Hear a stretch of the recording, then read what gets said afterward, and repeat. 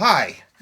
We are, I think, actually on target with getting the microphone to work. And I'm looking at the little volume thing, which is right here. It's going up and down right there. And it looks like it's good enough to hear us. So I think we're okay. Happy Friday. Happy Friday. Labor Day weekend for those of you in the United States. Very exciting stuff. Very super exciting. Wow. Super duper. Let's jump right in because I don't have any bantering to do. You don't? Unless you do. Oh, I was going to put on a different watch. You can go get a different watch. No, I don't want to alert Sebastian of my existence. Why? He's watching dinosaurs. No, it's okay. I'm wearing my sub. Sorry. I actually am wearing kind of a special watch.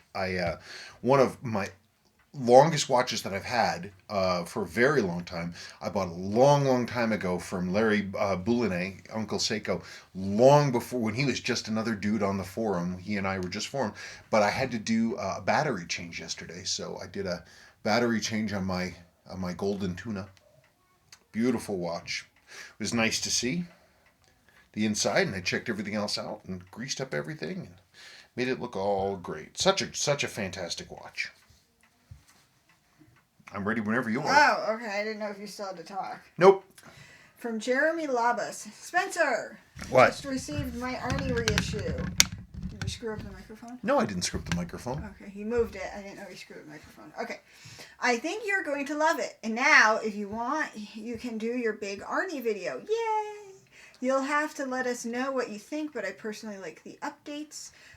They were all function related, better shroud screws, drilled lug holes, and the screw down pushers are better for water resistance. Hope you both enjoy it. I know she's an Arnie fan too, and we'll all patiently await your thoughts. I mean, we've looked at the pictures. I've looked at the pictures, and it's, I tell you, it looks great. One of our friends, Scott Smart, is actually, he got his and he's sending it in, but I'd be shocked if I wasn't impressed by it. I mean, they did. It looks cool. It does look cool. Honey, you're kind of in shadow. Because you didn't put on the light. I didn't? Nope.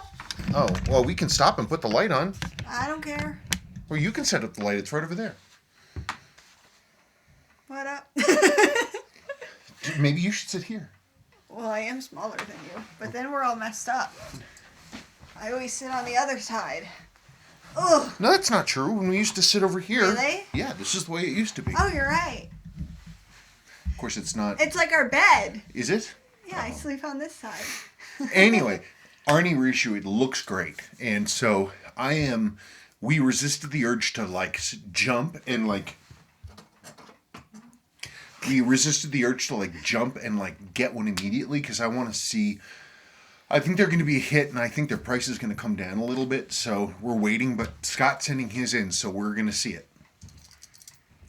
From Mr. Gino Hydra. Interesting use of Polywatch, Spencer, and I can confirm that it works like that as far as hazy finishing.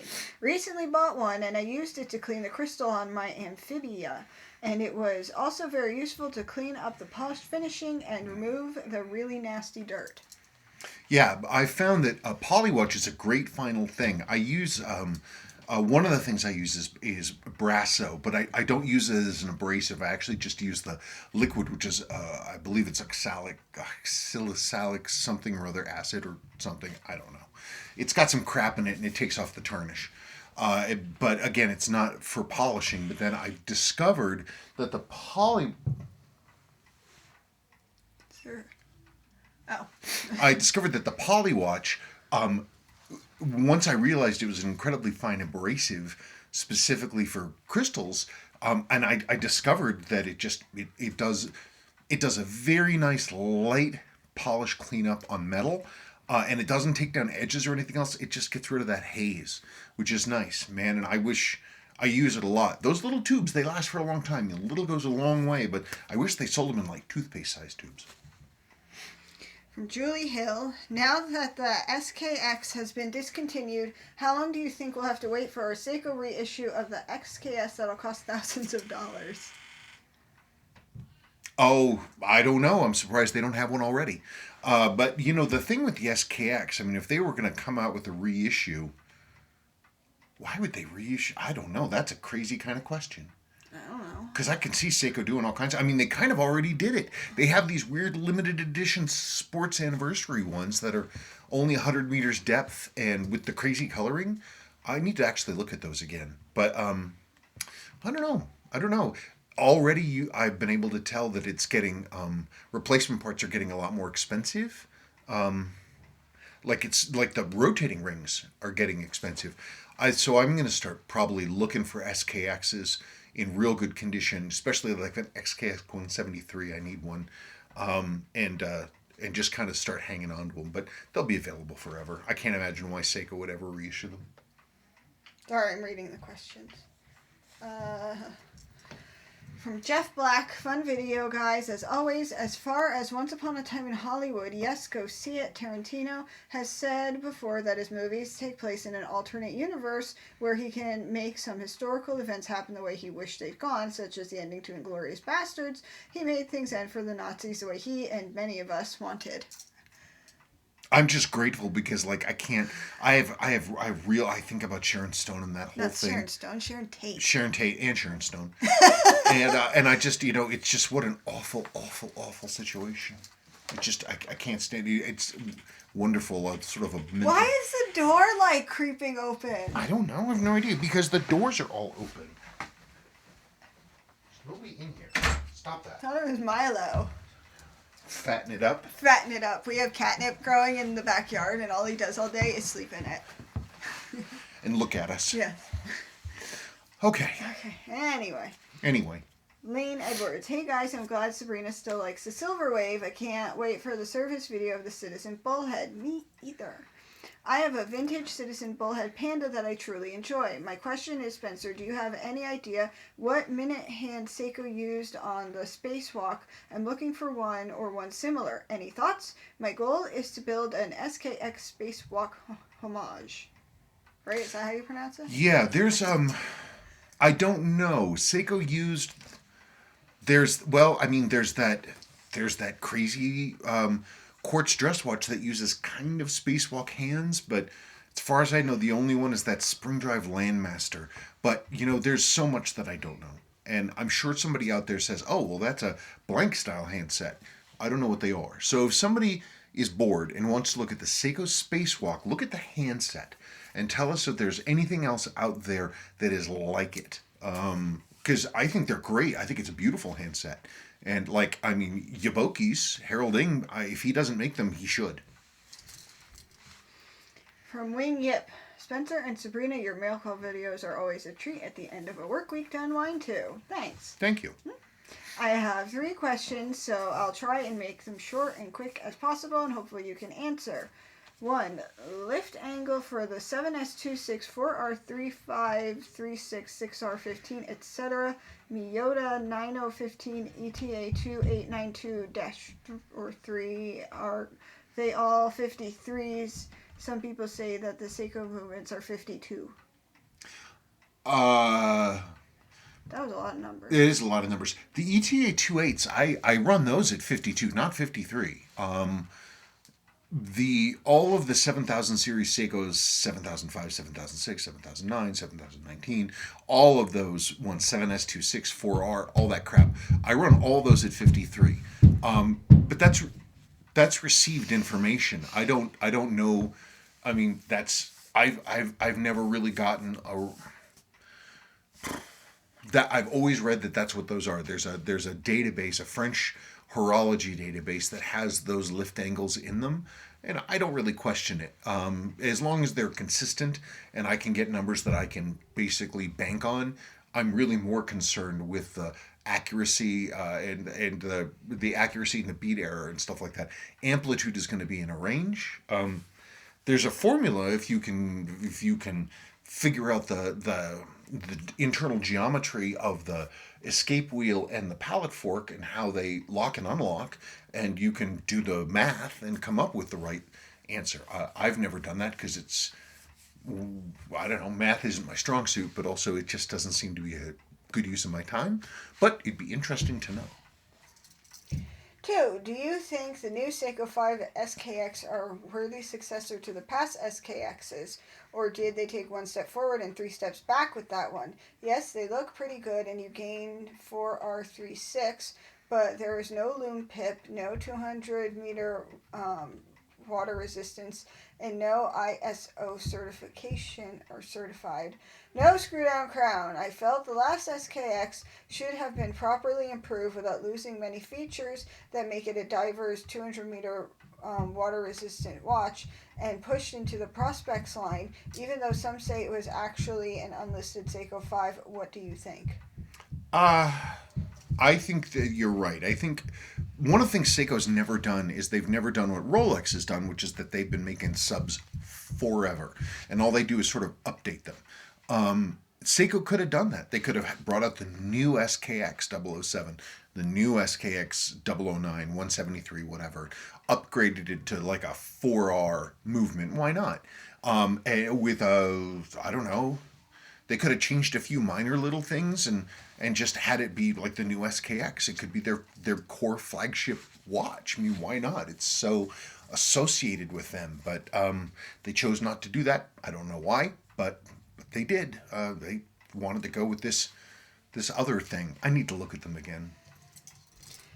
The new Arnis are out. Very cool functionally and simply great to see them. Revived for 2019. I like how you set the time digitally via the crown, and the analog hands will set exactly to the second when it's pushed back in. Wow. Wow. Did the original Arnis also do that? The original Arnis had this weird. There is a process if you look at the original like user's guide and stuff like that, where you can basically sync the hands to the digital time. There is a way to do it at one time. I never bothered. I just said it the old-fashioned way, but that's me. By the way, the vintage Citizen Bullhead Chrono you are putting together is much nicer and way cooler than the newest Bullhead Suno chronograph. I don't know what the Tsuno chronograph is. It is just too busy on the dial. Tsuno, Tsuno. Suno chronograph racer? Maybe. That? Yeah, that's not bad looking. Images. That's what I figured. Wow! Wow. That. It's not a bad looking watch. No. I don't mind that at all. I like my watch. It's pretty wacky. What's up with that crown at 25? It's a bullhead tail. What? I don't know. That's what I'm calling it. It's a bullhead tail. Look at this. There's a crown at 25 right there. What's up with that? I like the rest of it, actually. That's not bad looking. I like their hands. The hands are nice and flat. And look at the date. The date is at 13 past. Look at the date. It's up there. That's so strange. Oh, it's pretty wacky. And it's an eco drive. Huh. I should look more into those. That's kind of wacky. Huh. Interesting. First time I've ever heard of it.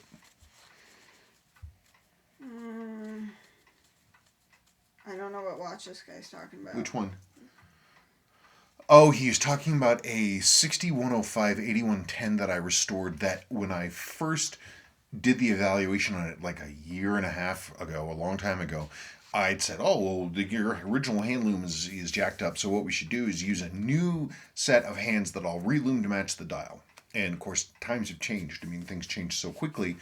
A year and a half later, I looked at it, I'm like, we don't want to, it's, this hand loom is no longer a liability. It's part of the history of the watch, and it's valuable, and to change out the handset would drop the value of the watch. And I liked the way that it looked. It cleaned up nicely. Okay, well, now the question from Jake O. With all respect, I personally prefer to have changed the hands because it's the first things that you see when you check the hour, and I would like to see them nicely done. But with the originals, ones with no modification because I really like them. I will make the change for other ones with a great loom. Thanks for sharing. And don't you feel that you just got to love all these fat Seiko diver watches from back in the day, really manly made? What an era. Yeah, the 6105s and the 6309s they're just, I mean, they're just, the great thing about them is they're just dive watches. That's all they are. There's like the 6309. There's nothing on it that's not supposed to be there. Everything that's on there is there for a reason. I like the SKXs and the 7002s for the same reason. SKXs because they've got that fantastic lume, which just doesn't seem to go bad. And they glow and glow and glow. They're just perfect dive watches. From, I can't pronounce, Masoud Zarai. Sorry if we didn't get that right. How can we identify Seiko 701 8000 original or fake? What's the distinction between them? Please help me so I could guess original and fake ones. There's no easy answer. Honestly, the only way to really do that is to increase your own personal knowledge base, and that is to look up every example you can find that is genuine and original. Look at the spotters guides because they do exist. You have to be able to recognize what good looks like before you can say, hey, that's wrong. This is wrong. So there's no easy answer. There's no way. Reproductions typically, the hands will be wrong. They won't be sharp and clean. The paint will be incorrect. They'll have there's all these little details. You got to get a picture of one that is correct and original and put it next to the picture of the one that you're wondering about and look back and forth very carefully and look for the differences. And, also talk to other people about that specific model. But there's no substitute for knowing yourself what good looks like. Jayco. Question, since you are now in the crystal making business, any way you could make versions of them with Cyclops options for those of us who now need reading glasses? Cyclopses are actually, they're separately adhered. They're their own little glass diddly that you put onto the crystal with a UV cure cement. You clean off the excess, and then you put a UV on it, and it goes and it glues itself to the glass. That's how it works. So if you have the only problem is like a lot of our crystals, because just like the Seiko originals, they have some of them have very slight curves on them, and you would have to have a magnifier that fits that curve. But like a flat crystal, anything with a pure flat top, that's easy. You just get a magnifier and some UV cement and go to it. From Dale Taylor Jr., $185 in 1975 would be the equivalent of $863 today. This is, remember the kid, he was 12 and he wanted to go and he found one downtown? Wow. Yeah, that's a lot of money in those days, huh? Uh-huh. Well, you got to give Seiko credit. In a lot of cases then their MSRP has stayed fairly consistent. Yeah. David Wu. Despite the couch and the hair all over the place. I'm getting a haircut tomorrow. I thought he meant the couch had hair on it. No, I was complaining about my hair sticking up. Congrats on the 50th, the video. Thank you. We didn't realize until after the fact. Always fun to watch your videos. I thought you said it in the video. Did I? I don't think. No, I don't believe I did. And I agree with your comments on Benris. Awesome stuff. He's talking about that Benris Type 2 Class A. It's a really cool watch, and I went through that watch late at night, actually on a couple consecutive nights, and I went through that movement, and it's a nice movement, really cool, and it runs beautifully. It's the lovely it's a lovely ETA. With great accuracy, and after service it runs really nicely. It's really beautiful. The only thing that's unfortunate is that a large part of the value of that model is apparently built into the crowns. The crowns get lost, they get replaced, and the incorrect crown gets put on. And you can only tell it's the correct crown in a large part because it's got printed text on the inside saying that it was Swiss made. And that if I were to go through and do my normal process to pull that ring and to then put a new seal in and reassemble the crown, it would jack that text up. And so I can't replace the crown and I can't replace the seal. Other than that, it's awesome. Sam D. What do you think of the hard reset of the 715, 16, 17, or 18 movement using the flyback feature? Do you think it's dangerous like with the 6138 and the 6139s? No, I don't. The reason being is that that series of Dyne chronographs is much more solidly built, and their chronograph wheel, instead of being like the Sua chronograph wheel, which really only has two points of contact in each thing, two on the inside and two on the outside. Basically, the Dynie chronograph wheel has 6 fingers, and so it's much more heavily built. And also, it doesn't have like the hard snap feature that the Suo ones do, because it's a flyback. You can just reset it, and so it just moves smoothly. Versus the Suo, which is it'll build up pressure and build up pressure until the spring gives, and it goes. And so that's the thing. Okay. Sorry, my thing was telling me to drink water again. Yeah. So anyway, no, I think that it's one of the great things about the Dynie chronographs is that they're very solidly built. Quartz crisis. Question: how to regulate a 7828 quartz movement? Do I just use tweezers? What is the max I can slow down, speed up my watch? Can I turn beyond the markers next to the plus and minus? The last question first. If you turn beyond the plus and minus, it's only a semicircle. If you turn that much, you'll jump back to the beginning again. Each marker is, in theory, I think it's like a minute. It's like a second and a half. Yeah, you use tweezers, but without having a quartz tester to basically show you the rate of loss or gain, you're shooting at a moving target. And I mean, you could move it a little bit and then see how it does over the course of however long, but it's going to be a real long process. And you're also going to be kind of whistling Dixie if it's not properly serviced, because if it's not serviced, you're going to be getting losses and gains based on drag of a dirty movement. So, I mean, you can give it a whirl. Just be real careful with tweezers around the 4 coils that are in that thing. Andre Junjunan, how do I get the dial and hands for a 6309? Original? Luck? It used to be sometimes that you could find them in old watchmaker lots on eBay, but honestly, any good dial and hands is going to be inside a watch. Sometimes you can get Seiko has sort of made available again original style hands, but the dials are long exhausted. So really, honestly, your best bet is to buy a watch that is good to start with.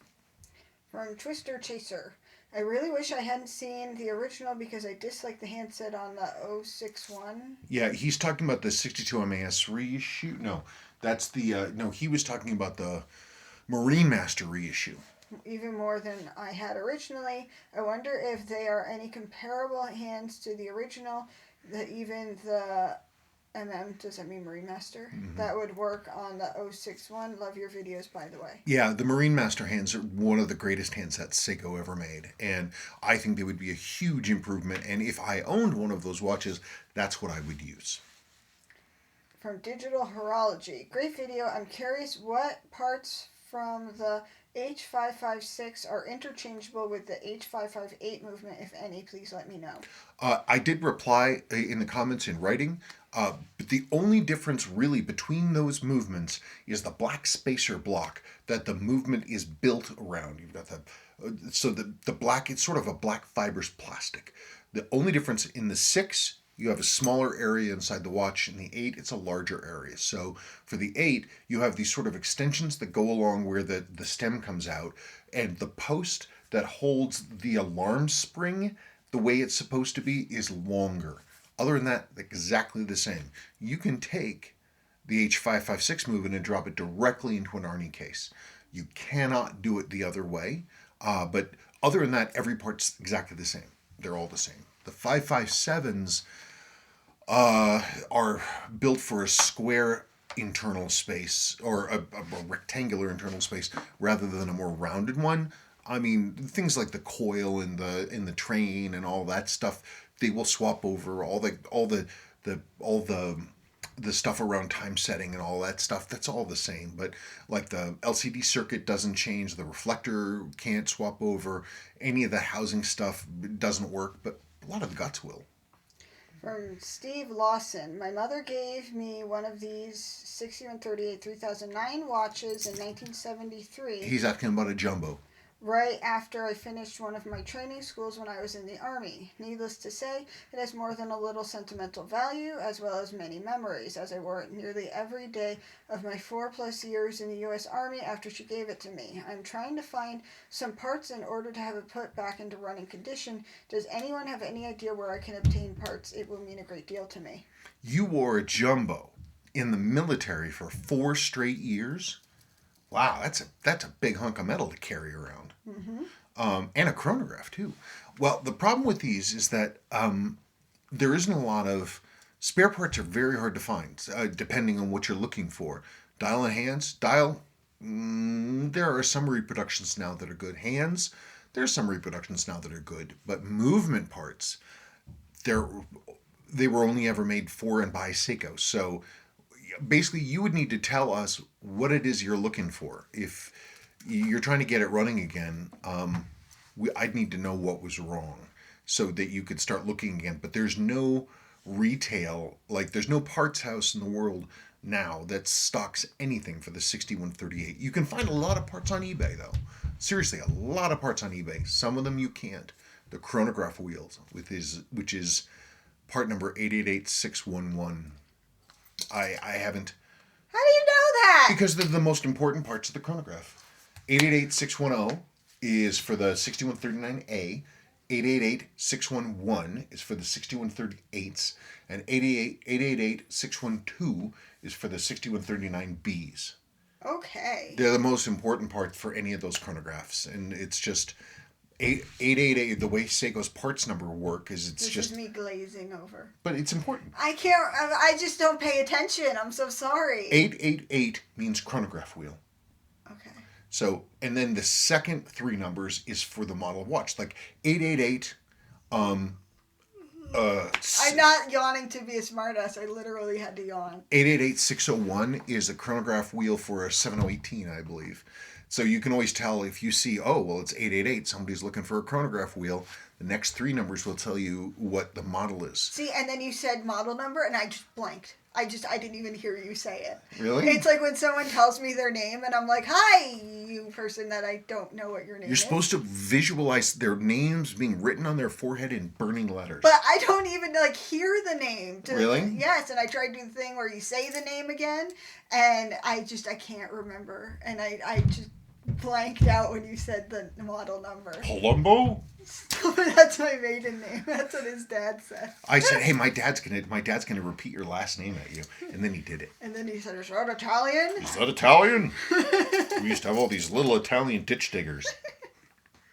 My dad. Yeah. Anyway. Bless him, another generation. Yep.